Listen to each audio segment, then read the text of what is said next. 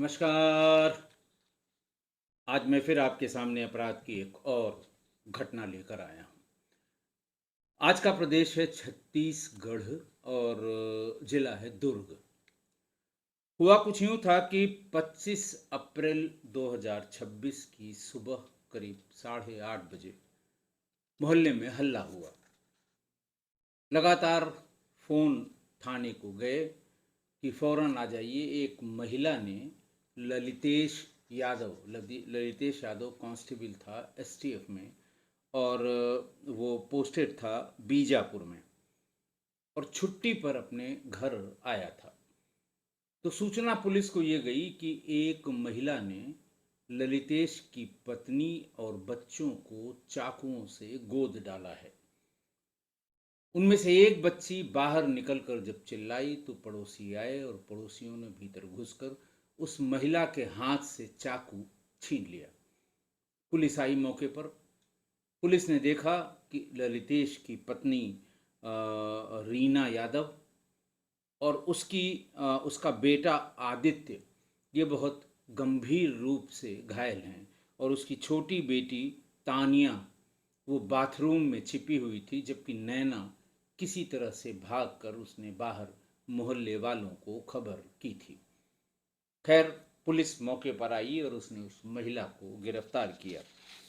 महिला का नाम सरोजनी भारद्वाज था, और वो उसी दिन सुबह 6:30 बजे के आसपास ललितेश के घर पहुंची थी।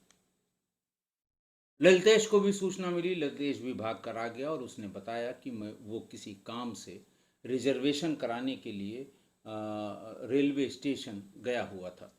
तभी 6:30 बजे उसकी पत्नी रीना ने उसको फ़ोन किया कि ये सरोजनी, ये महिला वो पहले से जानती थी, उसे जानकारी थी, मोहल्ले वालों को भी जानकारी थी कि ये सुबह सुबह 6:30 बजे अपना सामान लेकर घर आ गई है। ललितेश ने उससे कहा कि अभी उससे कुछ मत बोलना, मैं आ रहा हूँ, मैं बात करूँगा। 6:30 बजे घुसते ही उसने कहा कि वो हमें खाना खिलाए, मैं भूखी हूँ और हमें खाना खिलाए। तो पत्नी रीना यादव ने एक दिन पहले उसके यहाँ कोई त्योहार था,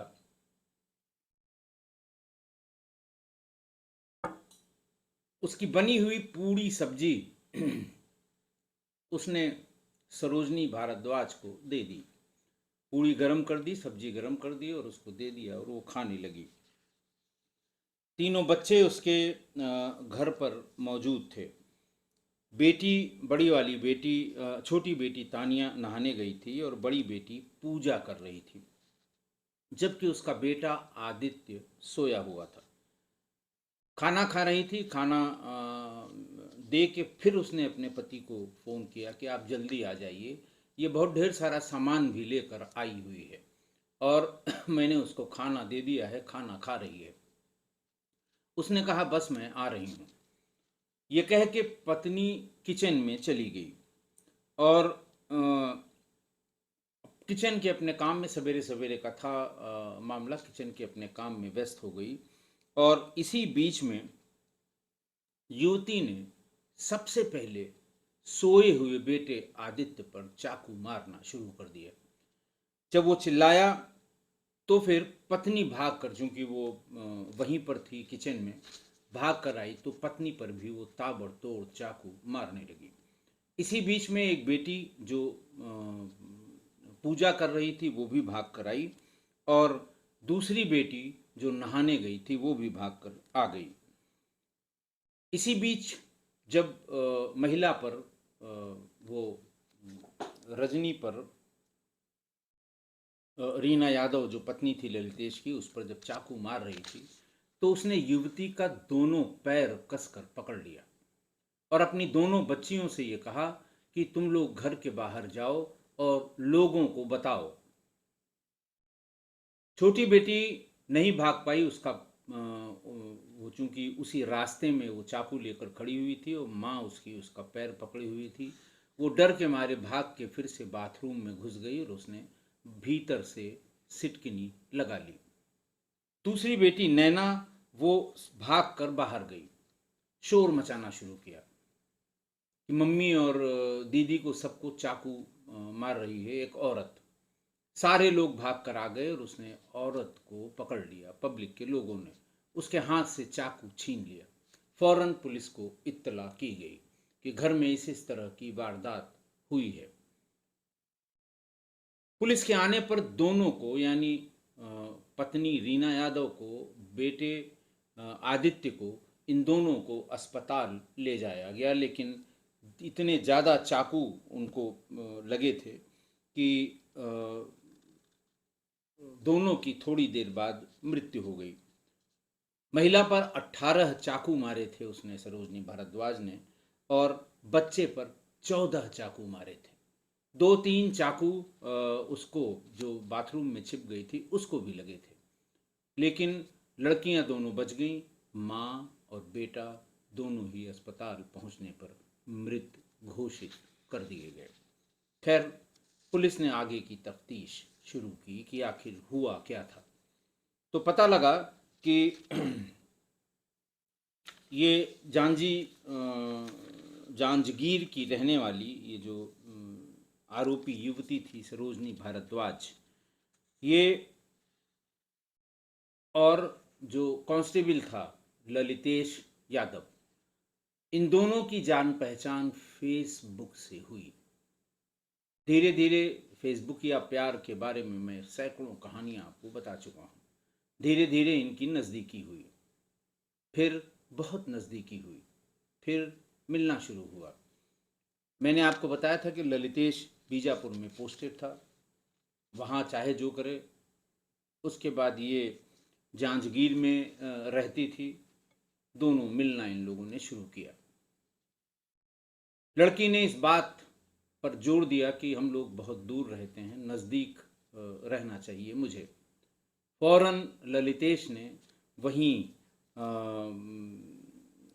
दुर्ग में ही अपने घर से, जहाँ उसके बच्चे और वो उसकी पत्नी और वो रहता था, वहाँ से थोड़ी ही दूर पर 2 किलोमीटर की दूर पर एक फ्लैट किराए पर लेकर सरोजनी भारद्वाज को उसमें रोक दिया, उसमें रख दिया। उसकी ज़रूरत का सारा सामान भी खरीद कर उसे दे दिया। खाने पीने का, बर्तन, सोने का, जो भी एक युवती के लिए आवश्यक है, वो उसने खरीद कर रख दिया। जब जब वो छुट्टी आता था या इधर का एसटीएफ में था, तो खाली वो ज़िले या थाने की बाउंड्री तक सीमित नहीं था, भाग कर आता था और फिर सरोजनी से मिलता था, और कभी कभी बिना घर में पहुँचे हुए या बिना घर वालों को बताए हुए ही वो वहीं से चला जाता था। इस बीच में उसकी इंसिस्टेंस पर सरोजनी के वो 15 दिन की छुट्टी लेकर आया था। छुट्टी लेकर आया तो अपने बच्चों और पत्नी से, आते ही तो पहले वो मिला सरोजनी से उसके फ्लैट पर, और अगले दिन वो घर पहुंचा और उसने ये बताया कि मैं अभी अभी छुट्टी पर, अब की बार 15 दिन की छुट्टी पर आया हूँ। 3-4 दिन जब बीत गए तो एक दिन, यानी घटना से एक दिन पहले 24 अप्रैल को वो अचानक सीधे घर पहुंच गई ललितेश के। ललितेश उस समय घर पर मौजूद था, वो सामान लेकर आई थी। ललितेश फौरन बाहर निकला और उसने बहुत उसको समझाया बुझाया। उसने कहा नहीं नहीं, अभी ऐसा ठीक नहीं है, और ऐसा है वैसा है, लोग क्या कहेंगे, इस तरह की बातें कह के उसे समझा बुझा कर उसको उसके फ्लैट पर भेज दिया। शाम को जाकर फिर उसके फ्लैट पर उसे समझाया कि तुम्हें इस तरह से घर में नहीं आना चाहिए, और मुझे थोड़ा टाइम दो और मैं सबसे बात करके। और लड़की उस समय लगातार, जब वो 24 अप्रैल को आई थी तब भी वो कह रही थी कि बहुत हो गया तमाशा, तुम शादी करो, और शादी करके मैं इसी घर में रहूँगी, तुम्हारी इसी पत्नी के साथ रहूँगी, बच्चों के साथ रहूँगी। इस बात के लिए ललितेश बिल्कुल भी तैयार नहीं हुआ, न हुआ, और न उसकी कोई इस तरह से तैयार होने की मंशा थी। लेकिन आदत कि दोनों एक दूसरे को अपने मूवमेंट के बारे में बताते थे, और उसी में ललितेश ने ये बता दिया कि वो कल सुबह सुबह ही रिजर्वेशन कराएगा, क्योंकि उसकी मैरिज एनिवर्सरी थी और पत्नी उसकी उत्तर प्रदेश की कहीं की रहने वाली थी। तो उनका इसको वहाँ उसे लेके जाएंगे, हम वापस आ जाएंगे, बच्चे कुछ दिन वहीं रहेंगे अपने नानी नाना के घर पर। उसके दिमाग में घुस गया कि ये उस समय यानी सुबह 6:30 पौने 7 बजे ये घर पर नहीं रहेगा। फिर उसने अपने ज़रूरत का सारा सामान रखा और फिर वो वहीं घर पर पहुंच गया। घर पर पहुंचते ही जैसे ही और लाकर सामान उसने भीतर रख दिया। पत्नी परेशान हो गई, उसने ललितेश को फ़ोन किया कि ये ऐसे ऐसे आ गई है। उन्होंने कहा बस मैं बहुत जल्दी रिजर्वेशन करा कर लौट रहा हूँ, उससे उलझना मत, उससे कोई बात मत करना।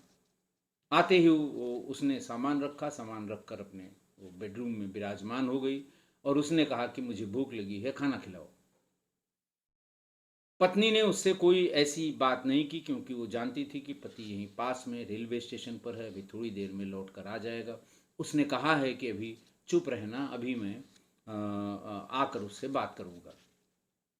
खाना खिलाने के लिए कहा तो एक दिन पहले घर में जो पूड़ी सब्जी बनी थी किसी कार्य प्रयोजन के सिलसिले में, वही उसने गर्म करके उसे दे दिया और अपने काम से वो किचन में अपना काम करने लगी कि पति अभी आएंगे, उनके लिए जो कुछ भी बनाना हो या कहीं जाने की बात हुई रही हो तो वो उनके लिए किचन में प्रिपरेशन करने लगी, ये सोच के कि जब वो खाना खा लेगी तब आएंगे, तब उससे बात करेंगे, तब तक ललितेश भी आ जाएंगे। लेकिन खाना आधा छोड़कर ही उसने देखा कि उसी बेडरूम में उसका बेटा आदित्य सो रहा है। उसके दिमाग में यह था कि यही इस घर का वारिस है, मुझे इस घर में आना है। वारिस अगर रहेगा तो हो सकता है मेरे हक हुकूक पे कुछ परेशानी आए, कुछ बंटवारा हो। लिहाजा पहला काम उसने किया कि उस बच्चे पर चाकुओं से वार करना शुरू किया। 14 वार उसको चाकुओं के कर डाले। पहले दूसरे वार के बाद जब वो बच्चा चिल्लाया तो माँ उसकी किचन से बाहर आकर उसने देखा कि वो महिला, वो सरोजिनी, उसके बच्चे को चाकुओं से गोद रही है। उसने उसको पकड़ने की, झपटने की कोशिश की तो उसकी पत्नी को भी, यानी रजनी की पत्नी यानी आदित्य की माँ को भी उसने 18 चाकू तक तक मार दिए। लेकिन बच्चों का जो बच्चों के लिए माँ कुछ भी कर सकती है। इतने चाकू लगने के बाद भी माँ ने सरोजनी का पैर नहीं छोड़ा, दोनों पैर पूरा दम लगाकर पकड़े रही कि वो इमोबिलाइज हो गई। धीरे धीरे घिसटते घिसटते वो कमरे के बाहर आ गई। इसी बीच में दोनों लड़कियां भी माँ को दिखाई पड़ी। 18 चाकू लगने के बाद भी माँ ने अपने दोनों बच्चों से कहा कि बाहर भाग जाओ, ये सबको मार देगी, भैया को बहुत चाकू मारे हैं। एक बेटी वो बहुत ज़्यादा जो डर गई और रास्ते में ही वो माँ उसके पैर पकड़े हुए थी, वो चाकू लहरा रही थी, वो तो बाथरूम में चली गई, भीतर से बंद कर लिया। दूसरी बच्ची बाहर भाग कर गई और उसने वहाँ पर हल्ला मचाना शुरू किया। लोग आए और तब सरोजनी को पकड़कर उसके हाथ से चाकू खींच लिया। ये पूरी वारदात सुबह 6:30 बजे से 8 बजे तक पूरी हो गई और 8 सवा 8 बजे ही पब्लिक ने जब उसको पकड़ा तो उसी समय वो पुलिस को इत्तला दी। पुलिस भी थोड़ी देर में आ गई। पुलिस के आने पर सारा मोहल्ला, सारे लोग वहाँ इकट्ठा थे। पुलिस ने उनसे भी पूछताछ की तो उन्होंने कहा साहब ये तो कुछ दिन से यहाँ चर्चा है कि ये किसी और महिला से शादी करना चाहता है। शादी हुई है कि नहीं हुई ये हम लोगों को नहीं पता, लेकिन शायद इसी महिला से शादी के चर्चे इस समय शहर मोहल्ले में हैं। वो उसके साथ कई बार देखा गया है और जो इसके साथ के संगी साथी कांस्टेबल हैं वो यही बताते हैं कि ये इस महिला से शादी करना चाहता है। सीएसपी भिलाई सत्य प्रकाश तिवारी ने फिर ऑफिशियली ये बताया कि इलाज के दौरान रीना यादव और आदित्य यादव की मौत हो गई। आसपास के लोगों की शिकायत पर हत्या और हत्या की कोशिश का मामला दर्ज किया गया है। कल दोपहर को ही यानी 25 अप्रैल को दोपहर को भी दोपहर के बाद ही महिला की गिरफ्तारी उसी घर से हुई जहां पर इसने ये हत्याएं की थी। पुलिस युवती को हिरासत में लेकर पूछताछ कर रही है। आज की घटना, आज फिर वही फेसबुक किया प्यार। पढ़ा लिखा, नौकरीशुदा कांस्टेबल, वो भी एसटीएफ में, स्पेशल टास्क फोर्स में। न जाने कितने मामले उसके सामने ऐसे आए होंगे, पता नहीं कितने मामलों को उस सिपाही ने अपने सीनियर्स के साथ डील किया होगा। उसका अपना भरा पूरा परिवार, वो खुद नौकरी पेशा, पत्नी, एक बेटा, दो बेटियां, बेटियां भी बड़ी बड़ी, 11-12 साल की। परिवार में जिसको कंप्लीट फैमिली कहते हैं, उसमें कोई कमी नहीं थी। लेकिन इश्क का भूत जब सर पर चढ़ता है तो आगा पीछा कोई नहीं देखता, और यही हुआ ललितेश के साथ। ललितेश के सिर पर इश्क का भूत सवार हो गया, और फिर महिला की एक एक बात वो मानने लगा। जहाँ की वो रहने वाली थी, जो मैंने आपको बताया, जांजगीर, जांजगीर से उसने उसे अपने घर के पास एक फ्लैट किराए पर लेकर उसमें बसा दिया, ताकि समय समय पर मिलता रहे। और यह हर हाल में उसी महिला की दबाव के कारण या उस महिला की रिक्वेस्ट पर ऐसा हुआ होगा।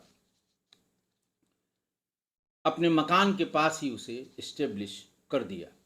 अच्छा, इतनी सारी मांगें पूरी होने पर सरोजनी की महत्वाकांक्षा भी पींगे मारने लगी कि एक एक करके उसकी सारी बातें मानी गई। तो अब उसको ये लगने लगा कि अब मैं जो आगे करूंगी या मेरे कदम जब आगे बढ़ेंगे तो ललितेश की हिम्मत नहीं है कि वो उसका विरोध करे या उसको मना करे। एक दिन वो अपने फ्लैट से अपनी ज़रूरत का सारा सामान लेकर ललितेश के घर पहुंच गई, और वहीं वो बाहर ललितेश से कहने लगी कि मेरा सामान अंदर करो, शादी करो, मैं इसी घर में रहूंगी। ललितेश छुट्टी पर आया था, ये बात उसको पता थी, और ललितेश की मौजूदगी में ही वो आई थी। ललितेश ने बाहर ही हाथ पांव जोड़े कि नहीं नहीं, अभी चली जाओ, थोड़ा मौका दो, और मैं घर में सबसे बात कर लूँ, मैं बिल्कुल शादी करूँगा, और तुम इसी घर में रहना, मैं ज़रा अपनी पत्नी से भी बात कर लूँ। इस तरह की बात टालने वाली उसने कि किसी तरह से उसको मना के वहाँ से भेजा। मतलब कहने का आशय ये कि वो हर हाल में इस बला को उस समय टालना चाहता था, और थोड़ा समय चाहता था कि कोई और रास्ता निकल जाए।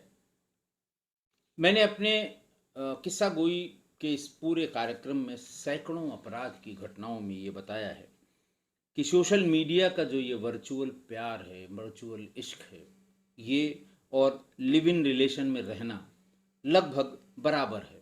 और दोनों स्थितियों में पहले तो दोनों ही को लगता है कि ऐसे रिश्ते बस सुख ही सुख है, इसमें मज़ा ही मज़ा है, इसमें कोई दिक्कत नहीं है। पर थोड़े दिन बाद जब ये मामला थोड़ा आगे खिसकता है तो लड़की शादी का दबाव बनाने लगती है। हर केस में ज़्यादा दिन साथ रहने के बाद या ज़्यादा दिन बातचीत होने के बाद बस उसका वो ये शुरू हो जाता है कि अब क्या रह गया, और फलाना हो गया, ढिकाना हो गया, तुमने क्या नहीं किया, अब शादी करो। और जैसे ही शादी की बात आती है, लड़के को यही लड़की, जिसके लिए पागलपन की हर सीमा पार कर चुका होता है, वो बोझ लगने लगती है। उसे लगता है कि अब तो ये गले पड़ जाएगी। जब तक अच्छा अच्छा रहा तब तक कोई बात ही नहीं है, लेकिन जैसे ही शादी की बात हुई, वो उसको लगता है ये गले पड़ जाएगी, और यहीं से आपराधिक मानसिकता दोनों में पनपने लगती है। दोनों तरह के उदाहरण हैं। महिला में भी आपराधिक मानसिकता पनपने लगती है कि अब ये शादी नहीं कर रहा है तो मुझे क्या करना चाहिए, और लड़के को ये लगता है कि वे शादी की जिद कर रही है तो क्या करना चाहिए, और वही आपराधिक कीड़े दोनों के दिमाग में चलने लगते हैं। लड़का या तो प्रेमिका से पीछा छुड़ाने की जुगत में लग जाता है, या फिर पत्नी, और अगर गैर शादीशुदा है तो लड़की से पीछा छुड़ाना चाहता है। उधर लड़की की भी आपराधिक चेतना जागने लगती है, और उसका प्रेमी अगर शादीशुदा है तो वो उसकी पत्नी को रास्ते से हटाने की कोशिश करने लगी। करने लगती है। लगभग हर केस में यही हुआ है। और ताकि वो अपनी जगह घर में बना सके। जब पत्नी नहीं रहेगी तो लामहला इतने दिन का प्यार है वो रखेगा। दोनों में जो भी पहले अपना, अगर ये मौका थोड़ा और मिला होता ललितेश को तो सरोजनी भारद्वाज की जान जाती ही जाती। पीछा छुड़ाता, कहीं न कहीं उसका काम तमाम करके डिस्पोजल कर देता। लेकिन इसके पहले कि वो इस सिलसिले में सोच पाता, लड़की ने अपना काम कर दिया। एक बार गई, दो बार गई, हर बार ललितेश ने कुछ न कुछ बहाना बना के टाला। अब की बार वो चाकू लेके गई कि पत्नी को ही मार दो और जो एक वारिस है बच्चा उसको मार दो। फिर ये कहाँ जाएंगे, लामहला शादी करेंगे, उसी घर में रुकेंगे। लेकिन ऐसे सारे केसेस में जब ये लगता है कि फलां को हटा के हम एक साथ रहने लगेंगे, आराम की ज़िंदगी हो जाएगी, फलां को मार के हम एक साथ रहने लगेंगे, ऐसे में दोनों की ज़िंदगी जेल में कटी है। दोनों की ज़िंदगी जेल में कटती है। ऐसे सारी अपराध की घटनाओं में मैंने बताया होगा। और यहाँ भी सरोजनी की ये जो फेसबुकिया प्रेमिका थी वो जेल पहुँच गई और लंबे समय तक इसे जेल में ही रहना पड़ेगा।